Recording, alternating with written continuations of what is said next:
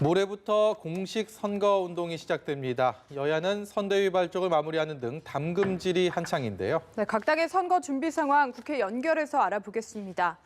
이준음 기자.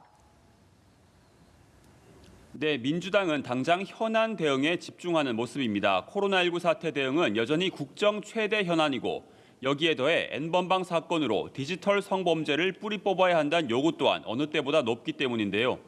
이인영 원내대표는 긴급 재난지원금과 관련해 소득 하위 70%에게만 지급하는 건 조금 아쉽지만 재정 여력 비축을 위한 결정이라고 평가했습니다. 그러면서 2차 추경안을 준비해달라고 정부에 재차 촉구하기도 했습니다. 당내 디지털 성범죄 근절단은 다음 달 5일 당정협의회를 통해 법안 처리 방안을 논의한 뒤 총선이 끝나면 곧장 법안 처리에 나설 것이라고 밝혔습니다. 민주당은 다음 달 5일까지는 온라인 유세에 집중한 뒤 이후부터 거리 유세 등 본격 선거 행보에 나설 계획입니다. 네, 미래통합당은 김종인 총괄선대위원장의 광폭 행보 계속 이어지고 있다면서요? 네, 통합당은 김종인 선대위원장이 전면에서 선거를 지휘하고 있습니다. 오늘 오전 서울 강남과 동대문구, 오후에는 경기 고양과 김포 등을 돌며 지역구 후보 지원 사격에 나섰습니다. 서울 강남갑 태구민 후보를 만난 자리에선 대통령이 취임 약속을 지켰는지 여부가 정권 심판의 기준이라고 밝히기도 했습니다.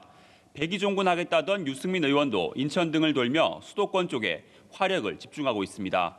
박형준 공동선대위원장은 어제 정부가 발표한 긴급재난지원금 100만 원을 두고 총선을 겨냥한 매표 욕망이라고 비꼬기도 했습니다.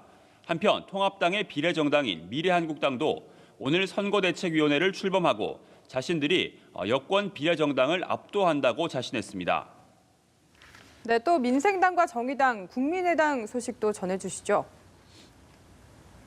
네, 민생당 손학규 상임선대위원장은 오늘 간담회에서 자신의 비례 후보 2번 배정에 대해 변명의 여지가 없다면서도 다당제 연합 정치를 위한 야심이었다고 설명했습니다. 그러면서 이번 선거 목표는 20석 이상 교섭단체라며 제3지대 정당의 필요성을 강조했습니다. 정의당 심상정 대표는 소상공인 금융지원 현장과 삼성 해고자 김용희 씨가 크레인에서 고공농성을 벌이는 현장을 찾았습니다. 최근 정당 지지율이 출렁이는 가운데 집토끼 단속에 나섰다는 분석입니다. 국민의당도 오늘 선거대책위원회를 발족하고 본격적인 선거체제 시작을 알렸는데요.